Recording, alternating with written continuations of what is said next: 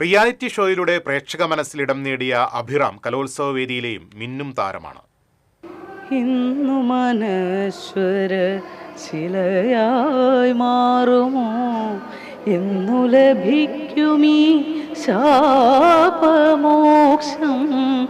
ഇന്നു മനശ്വര ശിലയായി മാറുമോ, എന്നു ലഭിക്കുമീ ശാപമോക്ഷം. 46ാമത് ടെക്നിക്കൽ ഹൈസ്കൂൾ കലോത്സവത്തിൽ ഒരു വിജയം നേടിയിട്ടാണ് അഭിറാം എൻ്റെ കൂടെ നിൽക്കുന്നത്. അതായത് ലളിതഗാനത്തിൽ ഫസ്റ്റ് എ ഗ്രേഡ് ആണ് അഭിറാമിനുള്ളത്. അഭിറാം, എന്ത് തോന്നുന്നു? വളരെ സന്തോഷം തോന്നുന്നു. അത്രേ ഉള്ളൂ? അത്രല്ല, അതൊക്കെ മേലെയുണ്ട്, പറഞ്ഞ സങ്കടം വരുന്നു. അതെ, ഇമോഷണൽ ആവണു. ഇത് എത്രാമത്തെ പ്രാവശ്യമാണ് മത്സരിക്കുന്നത്? ആദ്യമായിട്ടാണോ? മത്സരം രണ്ടാമത്തെ തവണയാണ്. രണ്ടാമത്തെ തവണ. ഇതിന് മുമ്പ് മത്സരിച്ചിട്ട് സമ്മാനം കിട്ടിയോ? തേർഡായിരുന്നു കിട്ടിയത്. തേർഡാണ്. അപ്പൊ ഇപ്രാവശ്യം വിജയത്തിന് കുറച്ച് തിളക്കം കൂടുതലാണ്, കാരണം ഫസ്റ്റ് എ ഗ്രേഡ് ആണ്. ആരാണ് ഗുരു? ദിനേശൻ സാർ. അവിടെ ചെറുപ്പം മുതലേ അപ്പോ പഠിക്കുന്നുണ്ടോ? പാട്ടൊക്കെ പഠിക്കുന്നുണ്ടോ? ഈ വർഷം മുതലാണ് പഠിച്ചു തുടങ്ങിയത്. ഈ വർഷം മുതലാണ് പാട്ട് പഠിച്ചു തുടങ്ങിയത്. പാട്ട് പഠിച്ചു വന്നതും ആൾക്ക് ഫസ്റ്റ് എ ഗ്രേഡ് ആണ് കിട്ടിയത്. അപ്പോൾ നമുക്ക് വേണ്ടിയിട്ട് ആള് ഈ സ്കൂളിൽ മത്സരിക്കുന്നു എന്നുള്ളത് പോട്ടെ, ആളൊരു ചെറിയ സെലിബ്രിറ്റിയും കൂടിയാണ്. ഇതിനു മുമ്പ് റിയാലിറ്റി ഷോയിലൊക്കെ പങ്കെടുത്ത ആളാണെന്നാണ് നമ്മൾ അറിഞ്ഞത്. അപ്പോൾ ആള് നമുക്കൊരു സിനിമാ പാട്ട് പാടിത്തരും. പാടിത്തരില്ലേ? പാടിത്തരും. அவ்வாறு நோக்கினார் எவ்வாறு நாளுவே, கண்ணாடி முன்னின்று பார்த்து கொண்டே, ஒன்றாக செய்திட ஒரு 100 நாடகம், ஒற்றிகைகள் செய்த எதிர்பார்த்திருந்தே எதிர்பாராமலே. അഭിറാമിനോട് പാട്ട് നിർത്താൻ പറയാൻ തോന്നുന്നില്ല, അത്രയും സോൾഫുൾ ആയിട്ടാണ് അഭിറാം പാടുന്നത്. അപ്പൊ TCVയുടെ പ്രേക്ഷകർക്ക് വേണ്ടി പാട്ട് പാടിത്തന്ന അഭിറാമിന് ഞങ്ങളുടെ സൈഡിൽ നിന്ന് ഒരു താങ്ക്സ് പറയാണ്. TCVക്ക് വേണ്ടി ക്യാമറമാൻ CB പോട്ടൂരിനോടൊപ്പം സൂര്യശങ്കർ നാരായണൻ. സംസ്ഥാന ടെക്നിക്കൽ സ്കൂൾ കലോത്സവത്തിൽ കഥാപ്രസംഗത്തിൽ 1ാം സ്ഥാനം കരസ്ഥമാക്കി അപർണ തനിയെ പഠിച്ച് അരങ്ങിലെത്തിയുള്ള ഈ വിജയത്തിന് മധുരമേറെയാണ്. കേരള ചരിത്രത്തിന്റെ ഇരുളടഞ്ഞ ഏടുകളിലേക്ക് മറിച്ചു നോക്കിയാൽ ആരും അന്താൾ ചെന്നു പോകുന്ന അവിശ്വസനീയമായ പലതും അവിടെ കാണും.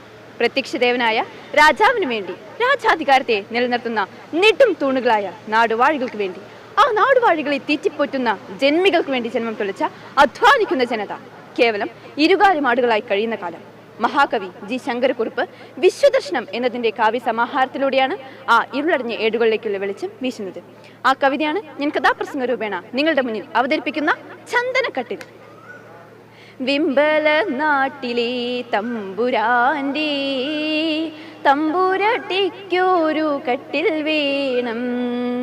46ാമത് ടെക്നിക്കൽ ഹൈസ്കൂൾ കലോത്സവത്തിൽ വിജയതിളക്കത്തിലാണ് അപർണ ഇന്ന് നമ്മോടൊപ്പം ചേരുന്നത്.